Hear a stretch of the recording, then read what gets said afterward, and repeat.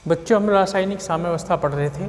रासायनिक साम्यावस्था ये उत्क्रमणीय अभिक्रियाओं पर लागू होती है जो दोनों दिशाओं में चलती हैं।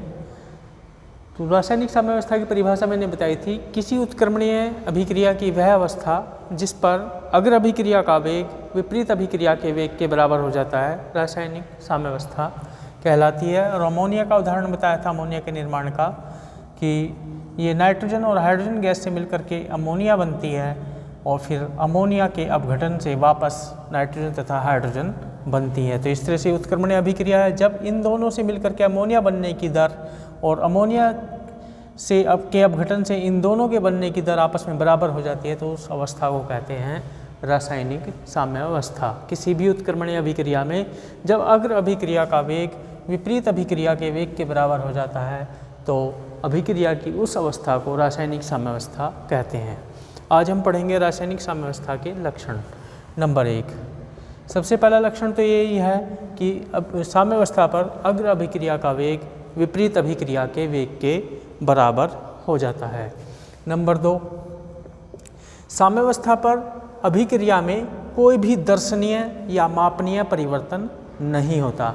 दर्शनीय मतलब दिखाई पड़ने वाला, जैसे रंग में या जो पदार्थ हैं उनकी मात्राओं में कोई परिवर्तन नहीं हो पाता। जितनी है वो फिक्स हो जाती हैं, सभी पदार्थ की मात्राएं, रंग वगैरह, जो अन्य भौतिक और रासायनिक गुण हैं सब स्थिर हो जाते हैं वहाँ पे। तीसरा, यदि हम साम्यावस्था पर, जब साम्यावस्था प्राप्त होगी उस अवस्था पर कोई परिवर्तन करें अभिक्रिया में, ताप में, दाब में या सांद्रण में, या कोई अन्य परिवर्तन करें तो साम्यावस्था भी परिवर्तित होती है। साम्यावस्था परिवर्तित होने का मतलब है कि साम्यावस्था या तो इधर की ओर या उधर की ओर परिवर्तित हो जाएगी, यानी या तो अग्र अभिक्रिया का वेग बढ़ेगा या विपरीत अभिक्रिया का वेग बढ़ेगा, जिसको हम ला सातत्य नियम में भी अलग से पढ़ते हैं। नंबर 4, साम्यावस्था पर यदि हम उत्प्रेरक का प्रयोग करें, अभिक्रिया साम्यावस्था को प्राप्त होगी और उसमें उत्प्रेरक का हम प्रयोग करें उस समय पे, तो उत्प्रेरक का कोई भी प्रभाव साम्यावस्था पर नहीं पड़ता। परंतु यदि हम अभिक्रिया के शुरू में उत्प्रेरक लगाएंगे तो अभिक्रिया के शुरू में उत्प्रेरक लगाने से साम्यावस्था या तो शीघ्र प्राप्त होगी या देर से प्राप्त होगी। शीघ्र प्राप्त तब होगी जब हम धनात्मक उत्प्रेरक का उपयोग करेंगे। धनात्मक उत्प्रेरक वे होते हैं जो अभिक्रिया के वेग को बढ़ा देते हैं, और यदि हम ऋणात्मक उत्प्रेरक का उपयोग करेंगे तो साम्यावस्था देर से प्राप्त होगी। ऋणात्मक उत्प्रेरक वे होते हैं जो अभिक्रिया के वेग को घटा देते हैं। परंतु यदि हम साम्यावस्था पर उत्प्रेरक का प्रयोग करेंगे तो साम्यावस्था पर कोई भी प्रभाव नहीं पड़ेगा।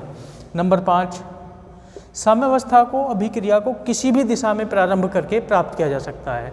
हम अभिक्रिया को इधर से शुरू करें या इधर से शुरू करें शुरुआत में, तो साम्यावस्था में प्राप्त हो जाती है। किधर से भी हम अभिक्रिया को शुरू कर लें, हमें साम्यावस्था प्राप्त हो जाती है। नंबर 6, साम्यावस्था पर जो मुक्त ऊर्जा परिवर्तन है, जिसको हम ऊष्मागतिकी वाले चैप्टर में पढ़ चुके हैं, मुक्त ऊर्जा की साम्यावस्था पर मुक्त ऊर्जा परिवर्तन कितना होता है, 0। तो यहाँ पे भी वो बात लिख सकते हैं हम कि रासायनिक साम्यावस्था पर मुक्त ऊर्जा परिवर्तन 0 होता है, क्योंकि जितनी ऊर्जा इधर से परिवर्तित होगी उतनी उधर से होगी, तो वो आपस में कैंसिल हो जाएगी। जितनी मतलब इधर से एब्जॉर्ब होगी उधर से उतनी रिलीज हो जाएगी। तो मुक्त ऊर्जा परिवर्तन का मान साम्यावस्था पर 0 होता है। और नंबर 7, लास्ट पॉइंट, साम्यावस्था गतिशील होती है। इसको समझ लेने की बात है। गतिशील का मतलब यहाँ पे क्या है कि साम्यावस्था गतिशील होती है। गतिशील का मतलब है कि साम्यावस्था पर अभिक्रिया दोनों दिशाओं में लगातार होती रहती है। इधर को भी हो रही है और इधर को भी हो रही है। केवल क्या हो रहा है, अग्र अभिक्रिया का वेग विपरीत अभिक्रिया के वेग के बराबर हो जाता है। तो देखने में हमें ऐसा लगेगा कि जैसे अभिक्रिया रुक गई हो, परंतु वास्तव में अभिक्रिया रुकती नहीं है, दोनों दिशाओं में लगातार चलती रहती है। अभिक्रियाओं के वेग बराबर हो जाते हैं, तो इस वजह से हमें रुकी भी प्रतीत होती है। तो क्योंकि दोनों दिशाओं में लगातार अभिक्रिया चल रही है तो साम्यावस्था गतिशील होती है। इस बात को हम इस वजह से यहाँ पे कहते हैं। तो आज बस इतना ही, इसके आगे मैं कल पढ़ाऊँगा।